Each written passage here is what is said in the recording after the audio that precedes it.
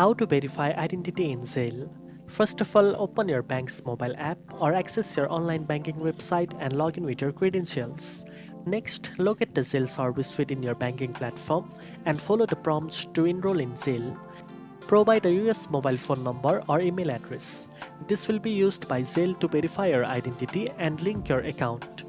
You will then receive a one-time security code via text, call, or email. Enter this code in the app or online platform to complete the verification process. Keep in mind that your bank or credit union manages identity verification for Zelle. This ensures your account is secure and correctly linked to your personal information. If you receive a message saying you are already enrolled, your mobile number or email may be linked to another bank's Zelle service. Contact Zelle support for assistance if needed. Once your identity is verified, your Zelle account is fully active, allowing you to safely send and receive money. Now you know how to verify your identity in Zelle. If you found this tutorial helpful, don't forget to like, share and subscribe for more finance tips. Thanks for watching and I'll see you in the next one.